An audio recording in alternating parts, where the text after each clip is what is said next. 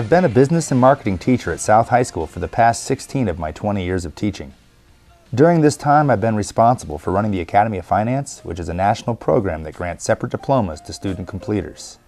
I've been teaching courses for this program in accounting, levels 1 and 2, as well as financial literacy courses that focus on budgeting, banking, savings, and investing. A large benefit of the program is the paid internships for students at places like First Bank, KPMG Accounting, the Federal Reserve Bank, Wells Fargo, just to name a few. I've always enjoyed taking students of the program to New York City each spring to visit finance institutions like the New York Stock Exchange, Solomon Smith Barney, and the Fed. So far, I've taken 14 groups of students on this yearly excursion, missing only once when my wife was pregnant with our first child. But I also teach courses that don't have much to do with my business degree, multimedia and videography. In multimedia, I introduce students to great tools and teach them how to use them, like WordPress for creating websites and blogs, Prezi for presentations, Pixlr for photo editing, Audacity to edit audio, video editing with Adobe Premiere from their production suite, and also motion graphics using After Effects, as well as integration of Photoshop and Illustrator.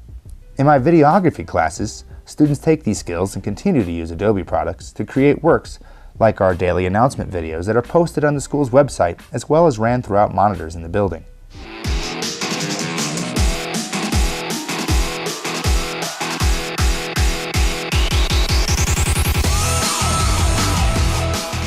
Hey, what's up, Rebels? I'm Molly Casey, and today These students are also responsible for the weekly production of our news show, The Rebel Report. But we're not quite there. We also film all stage productions and create highlights for various sports teams. And our final project of the year is a video yearbook highlighting the senior class.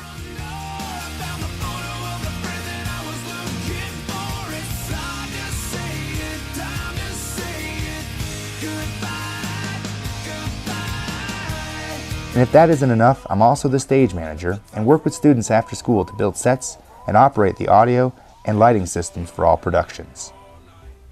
That still doesn't explain how a business graduate can work as a digital arts teacher. Well, I'll tell you the answer. Experience. Lots and lots of experience.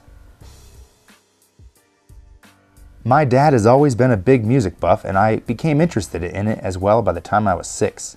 My father noticed this and let me listen with him, but told me that I wasn't to touch his sound system when he wasn't around. Yeah, right. I couldn't resist the temptation and wanted to operate the sound system myself. So I began to break his rule by the time I was 8. I had watched him operate it enough that I knew how to turn on each component and select which source unit I would play music from on the system's receiver.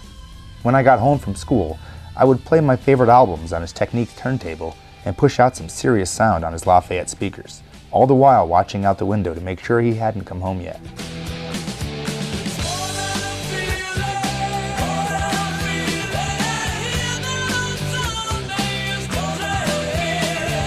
When he did arrive home, I would quickly turn off the stereo system and make sure to put all the knobs and switches back in the same position that they were before. When I became a teenager, I began reading his stereo review magazines, which led me to find other audio publications like Car Audio Review and Crutchfield. By constantly reading these magazines, I learned about ohms, watts, amps, sound frequencies, wiring, and a long list of related audio concepts. When I turned 16, I got my first car, a 1978 Ford Pinto, and began installing full car stereos, from the head unit to separate amplifiers and crossovers, high-end speakers, and of course, subwoofers for extra bass kick. Every car I've ever owned has had a very high-end audio system in it. Most of the time, the stereo system was worth a lot more than the vehicle.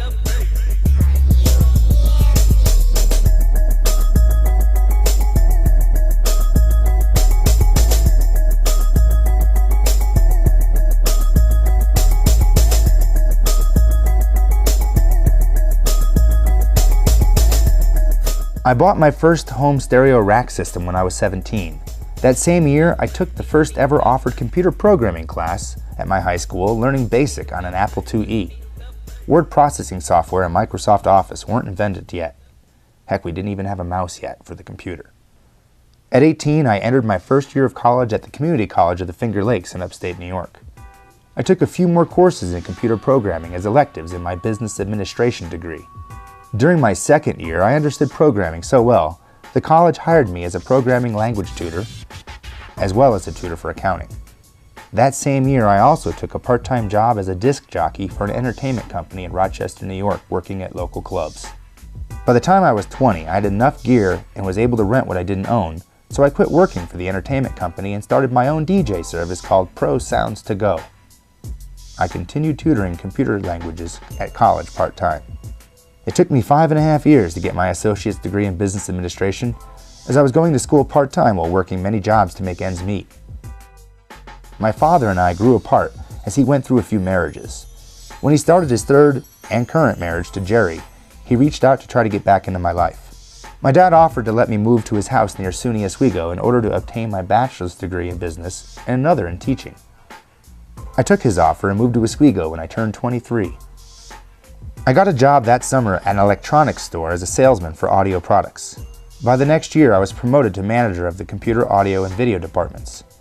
It was at this time that I received extensive training in camcorders and video technologies. By the time I turned 25, Circuit City and Best Buy grew so much that Silo started to struggle. I could see that my company wasn't going to make it. Matter of fact, they went out of business the next year. I graduated from the State University of Oswego with a bachelor's degree in business distributive education. Then I resigned from my job at Silo and moved to North Carolina to take a teaching position as a business and marketing teacher. I taught a few different courses at Person High School, but ended up settling in with technology application classes, teaching early versions of Microsoft Word and Excel to my students. I decided to buy my own computer during my second year as a teacher so I could work and create things for class at home. By age 29, my final year in North Carolina, I was hired by the school district to install computer labs in the high school. I learned quite a bit about the insides of computers at this point. When I turned 30, I got an itch to move to Colorado to be able to explore the beautiful Rocky Mountains. I applied for many teaching jobs and landed one for Denver Public Schools. I've been a South Rebel ever since. As mentioned at the beginning of this video, I became the Academy of Finance lead teacher and taught computer application courses as well. But I'm going to go back to my beginning of South and explain where I started and what I did. One of the first projects that I undertook was to open a school store. It ended up being a huge success as we were able to earn revenues in the $50,000 range with profits of $15,000 to $16,000 each year.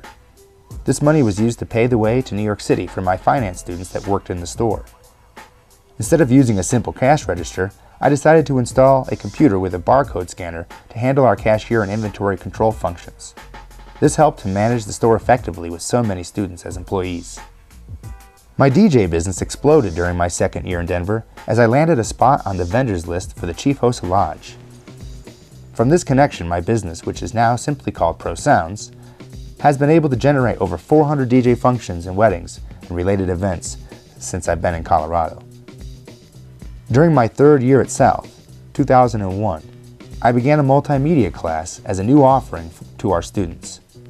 At this time, multimedia was considered a business class and focused on PowerPoint. I didn't see the need to spend an entire semester teaching PowerPoint, so I researched more about video editing and found a program called VideoWave that we began to use to create basic videos in class. This led to my realization that professional non-linear editing existed, so I began researching and learning more about the video creation process. I continued to use VideoWave for 2 years while my class began to create a monthly news show for the school called The Rebel Report. By the time I turned 35, I had become very proficient at working with Adobe Premiere and After Effects by learning from training books, online tutorials, and friends in the industry. I had also added this skill as a service to my DJ company and changed the name to Pro Sounds and Video. I began filming wedding videos and have now done over 40 of them, as well as other functions like graduations and quinceañeras. I began to teach these Adobe products to my students in multimedia as well. When I turned 40, our school administration at the time asked me to create a weekly version of our news show, which caused my class sizes to begin to grow to a point that more sections of the course needed to be added. I was also hired as stage manager for our auditorium productions due to my audio background. I did, however, have to begin learning about professional stage lighting. The Rebel Report has become such a hit with students that my schedule for this no longer has me teaching business courses. Starting this year, I now only teach media, video, and stagecraft class. Our principal has liked what we do so much that she hired an additional teacher this summer to join me in our newly created digital arts department. We will now also be offering Photoshop, Illustrator, and 3D graphics to our students through this new teacher. We now have a full-fledged multimedia and video production program that sets up our students for careers in this growing field. With the changes to the world of technology and multimedia, the Colorado Department of Education changed the requirements to teach multimedia classes, and now teachers that teach this area must be art certified. This would have posed a problem for me, except that the State Department for Licensing reviewed my body of work, along with my having taken graduate media courses at Regis University, and I am now certified as a digital arts teacher. I've known people that work in fields that they didn't go to college for, and now I'm one of them. I do enjoy multimedia and videography, but I will miss teaching business classes, as I've been doing that for 19 years. Well, another page turns in this chapter of the book of my life.